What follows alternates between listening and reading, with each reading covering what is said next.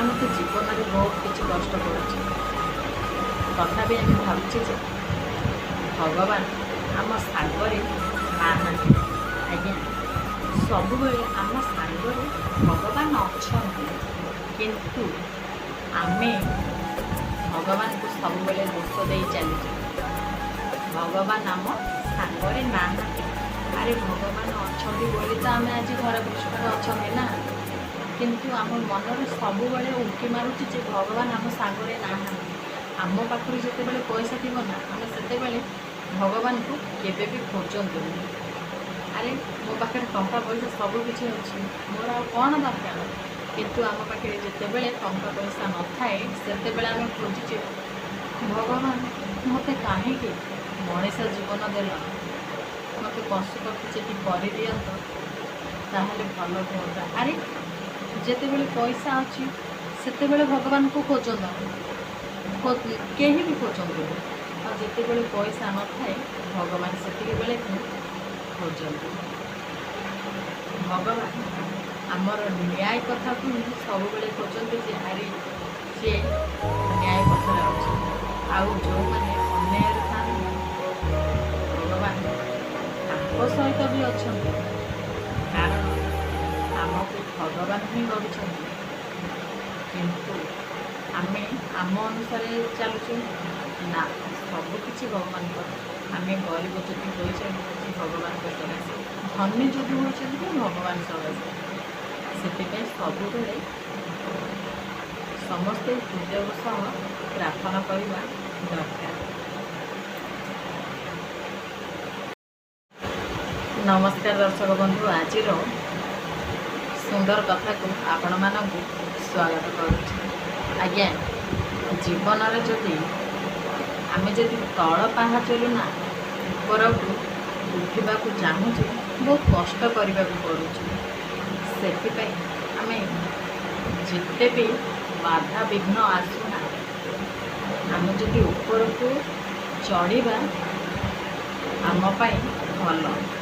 ସବୁବେଳେ ଆମେ କ'ଣ ତଳେ ରହିଲେ ହିଁ ଭଲ କି? ନା, ଆମେ ସବୁବେଳେ ଉପରକୁ ଚେଷ୍ଟା କରିବା ଚଢ଼ିବା ପାଇଁ ଚେଷ୍ଟା କରିବା। କିନ୍ତୁ ଯଦି ଉପର ପାହାଚରୁ ତଳ ପାହାଚକୁ ଯଦି ଆମେ ପଡ଼ିଗଲେ ବି ତଥାପି ଆମେ ଚେଷ୍ଟା କରିବା ଯେ ଉପର ପାହାଚକୁ ଉଠିବା ପାଇଁ। କେମିତି ଆସନ୍ତୁ ଜାଣିବା। ଆଜ୍ଞା, ସବୁବେଳେ ହରିଣ ଜୋରରେ ଧାଉଁଛି ନା, ବାଘ ଧୀରେ ଧୀରେ ଧାଏଁ। ବାଘଠୁ ଜୋରରେ ଦୌଡ଼ରେ ଅଧିକା ହରିଣ ଥାଏ, କିନ୍ତୁ ବାଘର ସବୁବେଳେ ଚାଲାକିର ସହ ବାଘ ଚାଲିଥାଏ, କିନ୍ତୁ ହରିଣ ସବୁବେଳେ ଆଜ୍ଞା ଡରି ଡରି ଚାଲିଥାଏ। କ'ଣ ପାଇଁ ନା, ବାଘ ଆସିଲେ ମୋତେ ଖାଇଦେବ ଏମିତି ହୋଇକି ସେ ଆଗକୁ ଆଗକୁ ଚାଲିଯାଏ। କିନ୍ତୁ ସେ ପଛକୁ ଫେରେ ଯେଉଁ ବୁଲିକି ଚାହେଁ ନା, ବାଘ ଆସିଲା କି। ଆଜ୍ଞା, ସେତିକି ଟାଇମ୍ରେ ହିଁ ବାଘ ହରିଣକୁ ଖାଇଦିଏ। ସେଥିପାଇଁ ଆମେ ସବୁବେଳେ ଯଦି ଆଗକୁ ଯାଉଛନ୍ତି ନା, ସବୁବେଳେ ଆଗକୁ ହିଁ ଯିବାକୁ ଚେଷ୍ଟା କରିବା, ପଛକୁ କେବେ ବି ବଶତଃ ଅନେଇବାନି। ଆମେ ଯେତେବେଳେ ତଳ ପାହାଚରୁ ଉପର ପାହାଚକୁ ଉଠିବା, ଆମେ କାହିଁକି ଆଉ ତଳକୁ?